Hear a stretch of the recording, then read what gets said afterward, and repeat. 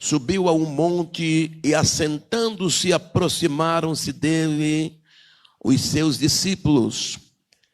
E, abrindo a sua boca, os ensinavam, dizendo: Bem-aventurados os pobres de espírito, porque deles é o reino dos céus. Bem-aventurados os que choram, porque eles serão consolados. Bem-aventurados os mansos, porque eles herdarão a terra. Bem-aventurados os que têm fome e sede de justiça, porque eles serão fartos. Bem-aventurados os misericordiosos, porque eles alcançarão misericórdia. Bem-aventurados os limpos de coração, porque eles verão a Deus. Bem-aventurados os pacificadores, porque eles serão chamados filhos de Deus. Bem-aventurados os que sofrem perseguição por causa da justiça, porque deles é o reino dos céus. Bem-aventurados sois vós, quando vos injuriarem e perseguirem, e mentindo disserem todo mal contra vós por minha causa. Exultai e alegrai-vos, porque é grande o vosso galardão nos céus. Porque assim perseguiram os profetas que foram antes de vós. Vós sois o sal da terra. E se o sal for insípido, com que se há de salgar? Para que nada mais presta, senão para se lançar fora e ser pisado pelos homens. Vós sois a luz do mundo. Não se pode esconder uma cidade edificada sobre o monte, nem se acende a candeia e se coloca debaixo do alqueire, mas no velador dá luz a todos os que estão na casa.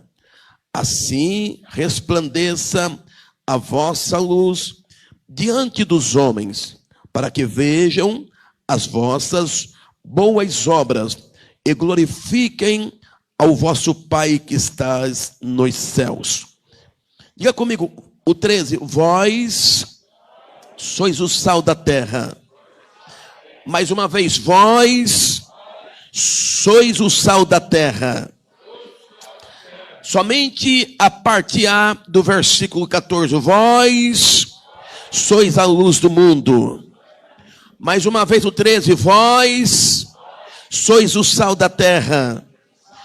O 14. Vós sois a luz do mundo. Pode sentar glorificando e exaltando o Santo Cordeiro de Israel. Meus irmãos, é mais uma porção bíblica que o evangelista Mateus escreveu. E é de suma importância nós entendermos e sempre frisar, porque a psicologia, que é a ciência que estuda o comportamento, ela diz que quando uma palavra é repetida mais do que uma vez, você tem mais facilidade de captar, de memorizar. Se você fala, Deus é bom, Deus é bom, Deus é bom, Deus é bom, você nunca vai esquecer que Deus é bom. E, de fato, Deus é bom de verdade. Mas quando lemos o Evangelho do Senhor Jesus, narrado por Mateus, vamos entender que Mateus ele escreveu aos judeus. Ele vai escrever aos judeus, porque ele tinha como prioridade de linkar Jesus juntamente com o Messias. Mateus estava tentando dizer aos judeus que o Messias prometido que fora profetizado pelo profeta Isaías 700 anos antes que ele viesse à terra, que ele era o mesmo Cristo histórico. Então, quando Mateus ele escreve esse evangelho, ele vai escrever aos judeus, que ele quer apresentar Jesus como o Messias prometido. E é por esse motivo, quando ele inicia a sua genealogia, ele inicia então em Abraão, linkando até Jesus, que a sua intenção é mostrar que Jesus era o Messias prometido. Quando ele escreve o capítulo 1, ele vai nos trazer a narrativa, e peço que os irmãos, se puderem, folhearem a sua Bíblia. Os irmãos vão ver aqui no capítulo 1 de Mateus, vai falar sobre o livro das gerações, ou da geração de Jesus. E no primeiro capítulo nós vamos ter aqui a geração, e os irmãos vão ver aqui o livro da geração de Jesus Cristo, primeiro capítulo, primeiro versículo, filho de Davi, filho de Abraão. Então começa por aqui e vai chegar até Jesus. O capítulo de número 2, nós vamos entender aqui sobre o nascimento de Jesus. Mateus vai trazer uma panorâmica sobre o nascimento de Jesus, vai mostrar que Jesus nasceu em Belém da Judéia. Isso aí está no capítulo 2, o versículo 1, no tempo do rei Herodes, que era o rei Herodes o Grande, e os magos vieram do Oriente. Então ele vai trazendo-nos uma narrativa, que os magos saíram do Oriente, que eles viram uma estrela brilhar, e eles vieram então à procura do menino que havia de nascer o rei dos judeus. Então vai falar sobre o seu nascimento, sobre a fuga de Jesus para o Egito, sobre a matança dos meninos de 2 anos para baixo.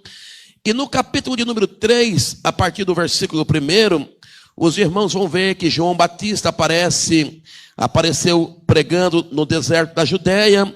E no capítulo 3 vamos ver aqui, a partir do versículo de número 13, falar sobre o batismo de Jesus. Então veio Jesus da Galileia ter com João junto do Jordão para ser batizado por ele. Esse João aqui nada tem a ver com João evangelista. Esse João aqui que estava batizando era o João Batista, que ele batizou Jesus. E aí vamos chegar então no capítulo de número 4.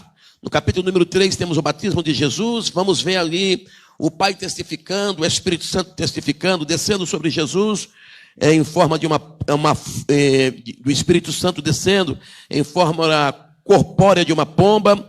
E o capítulo de número 4, nós vamos aqui perceber a tentação de Jesus. Quando Jesus ele é levado ao deserto, e ele no deserto ele vai ser tentado por Satanás, ele vai ficar 40 dias e 40 noites, e nesses 40 dias e nestas 40 noites, ele não vai comer, ele não vai beber, vai ser tentado por Satanás, o adversário das nossas almas, e até que se completou esses 40 dias, que os anjos vão chegar e vão servir Jesus. E aí vamos alcançar aqui a volta de Jesus para o deserto, do deserto. E quando Jesus ele volta do deserto, Jesus então, ele não vai mais voltar para Nazaré, mas ele vai morar agora, muito provavelmente, em Cafarnaum, e ali ele vai começar a levantar a sua comissão, os seus primeiros discípulos levantaram a sua comitiva. E os irmãos vão ver, no capítulo de número 4 e o versículo de número 18, não sei se os irmãos estão conseguindo me acompanhar, 4 e 18, e Jesus andando junto ao mar da Galileia, viu a 2 irmãos, Simão chamado Pedro e André o seu irmão, os quais lançavam a rede ao mar, porque eram pescadores. E Jesus então vai chamar esses 2 irmãos, e depois ele vai mais adiante, vai ver mais 2 irmãos, que eram os 2 filhos de Zebedeu, que era Tiago e João, e que Jesus também vai chamar para a sua obra. E vamos ver então, concluindo então o capítulo de número 4, no versículo de número 25, que diz no caso assim: e seguia-o uma grande multidão da Galileia, uma grande multidão da Galileia, de Decápolis, de Jerusalém, da Judéia e de além do Jordão. E vamos chegar no capítulo de número 5. E no capítulo de número 5, o primeiro versículo que nós lemos desse capítulo, está escrito assim: e Jesus vendo a multidão, diga comigo, e Jesus vendo a multidão. Diz no caso que Jesus, vendo a multidão, subiu ao monte, e assentando-se, aproximaram-se dele os seus discípulos e, abrindo a sua boca, os ensinavam, dizendo: bem-aventurado. E aí vai iniciar-se as bem-aventurança.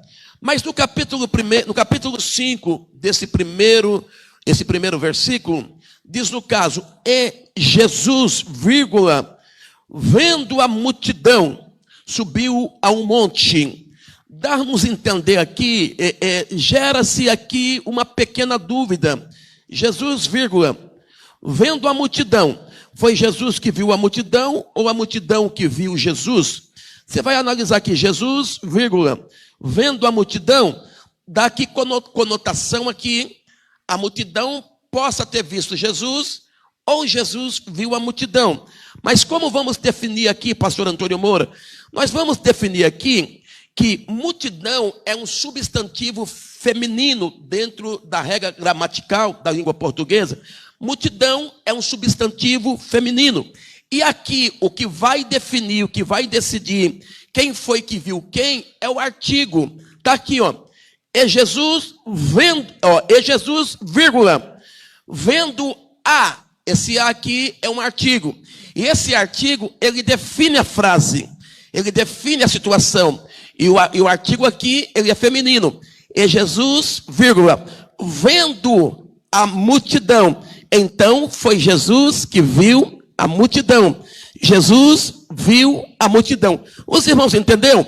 E Jesus vendo a multidão. Porque o artigo define que ele está vendo o substantivo que é feminino, que é a multidão. Jesus, ele vê a multidão. E quando ele vê a multidão, ele subiu a um monte. Subiu-se ao monte, assentando-se, aproximaram-se dele os seus discípulos. Então aqui nós temos uma multidão que podemos aqui organizar em duas classes. A primeira classe aqui é a classe dos discípulos, que estão mais próximos de Jesus. Os discípulos ficavam mais próximos de Jesus. Aonde Jesus estava, estavam 12 homens atrás dele. Então, quando Jesus ele vê a multidão também vai acompanhar, porque quer ouvir o que Jesus tem para dizer. A multidão sobe com Jesus, mas os discípulos também sobem e está próximo de Jesus. Então, aqui temos aqui dois grupos. O primeiro grupo é o grupo dos discípulos. E o segundo grupo é a multidão. É bem verdade que vai formar um grupo só. Por que estou tentando trazer aos irmãos aqui? Eu sei que a mensagem aqui, o sermão, chamado Sermão das Bem-aventuranças, na realidade ele está dentro de um contexto, tanto para os discípulos, quanto para a multidão. Jesus está falando num contexto geral para a multidão e falando para os discípulos. Mas tem momento no seu sermão que Jesus ele frisa os discípulos. E tem momento que ele frisa a multidão. Você vai entender aqui, bem-aventurado, ele começa mais ou menos assim, ó. Bem-aventurado os pobres de espírito, porque deles é o reino do céu. Jesus está falando para os discípulos? Sim, mais precisamente para a multidão. Jesus não está pregando só os discípulos, também aquela grande massa que estava com Jesus. E da onde vinha essa multidão? Nós lemos aqui no versículo 25 do capítulo de número 4, e seguia uma grande multidão. Olha da onde que vinha a multidão. Da Galileia, de Decápolis. Esse Decápolis aqui era um agrupamento de 10 cidades.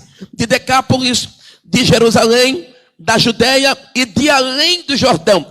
Então, era uma grande massa que estava seguindo Jesus. Mas quando você vai esmiuçar esses 16 versículos ostensivos nesse capítulo de número 5, você vai entender que tem momento que Jesus dá uma ênfase para os seus discípulos, mas tem momento que ele dá uma ênfase para a multidão. Bem-aventurados pobres de espírito. Mas ele vai dizer no versículo de número 13: vós sois o sal da terra, vós sois a luz do mundo. Os irmãos estão compreendendo? Estão entendendo? A mensagem no contexto geral é para todo mundo, mas há momento que há-se uma ênfase. Quando Jesus inicia o seu sermão, aqui no capítulo de número 5, versículo 2, é abrindo a sua boca, vem aqui no texto aqui, é abrindo a sua boca, os ensinava dizendo: bem-aventurados os pobres de espírito, porque deles é o reino dos... Então, Jesus aqui está falando para uma classe muito pobre. Vocês conhecem alguém pobre? Já viu alguém pobre? Pensa numa pobreza além do que você já viu. Bem-aventurados os pobres de espírito. E esse texto que Jesus, esse sermão de Jesus, da bem-aventurança, na realidade, ele confronta algumas realidades, tendo como verdadeiras, como corretas da sociedade, enxergado na lente da sociedade. Por quê? Jesus aqui ele está dizendo: bem-aventurado vem comigo no texto, os pobres. A sociedade não diz isso, bem-aventurado mas a sociedade não diz os pobres. Existe um ditado, missionária Bárbara, que a pessoa vale o que... Você já ouviu esse ditado? Que a pessoa vale o que tem. Se a pessoa vale o que tem, ele não pode ser pobre. Existe um segundo ditado que diz: quem não é visto não é... Mas isso é na ótica humana, porque na ótica divina, ele vê todo mundo. Não, você não entendeu. Na ótica divina, ele valoriza todo mundo. E ele aqui vai dizer: bem-aventurados os pobres. Irmãos, esse pobre aqui no texto, não se refere, irmãos, você aqui bem vulgar, não se refere a nós. Humanamente falando, nós somos uns pobres que nós conseguimos pagar nossas contas. Pagamos as nossas prestações, pagamos as nossas dívidas, nós pagamos os nossos impostos. Por exemplo, alguém vai comprar um apartamento ou vai comprar uma casa no condomínio, ele vai financiar. Por exemplo, eu vou comprar uma casa no condomínio, Deus vai me dar uma casa no condomínio, e vou dar uma entrada e vou pagar aí 300 meses aí, não sei quantos meses eu vou pagar, mas eu vou comprar. Se eu não pagar, as meninas pagam, vai ficar para ela mesmo. Mas quem é rico, tem dinheiro, chega e compra à vista. Os irmãos estão entendendo? Mas esse rico que vai comprar à vista, ele compra porque ele tem dinheiro. Mas se for comparar a sua riqueza com o dono da corretora, ele vai perder muito longe. Então existem pobres que conseguem manter as suas dívidas, que conseguem manter as suas contas, tem um carro bom para andar. Olha só a classe do pobre, que consegue comprar um carro do ano, vai pagar em 60 parcelas, mas ele consegue comprar e consegue pagar. Vai falar de um pobre que ele consegue ir no shopping, consegue comer um lanche no shopping, consegue passear com uma família, consegue... os irmãos estão entendendo? E são pobres. Porque quando vai comprar alguma coisa, tem que parcelar, porque não tem dinheiro para comprar à vista. Mas esse pobre aqui é um pobre bem inferior. Eles não têm aonde morar. Eles não conseguem se manter. A sociedade já rejeitou ele. A sociedade já abriu mão dele. A sociedade não quer ver. Conversando com uma pessoa esses dias, e aí internou um parente numa casa de recuperação, e essa pessoa falou para mim assim: mas os parentes deles não querem ver ele, não quer ver, já abriram mão dele. Ele não tem ninguém por ele. Aí eu disse para essa pessoa: você não pode abrir mão dele. Já não tem ninguém por ele, você também vai abrir mão dele? Na lente humana, é mais ou menos assim que funciona. Mas na lente divina, não. Na lente divina, Jesus diz: bem-aventurado os pobres. Não, você não entendeu. Quando todos dizem: não, para mim esse não serve, para mim esse está rejeitado, esse não tem jeito, Jesus diz: bem-aventurados os pobres. Bem-aventurados pobres, bem-aventurados pobres de espírito, porque deles é o reino do céu. Ele pode não ter casa aqui, mas ele vai ter casa no céu. Ele pode não ser abajurado aqui, mas ele vai ser servido por Jesus Cristo no céu de glória. Louvado seja Deus. Jesus então, ele começa o seu sermão falando dos pobres.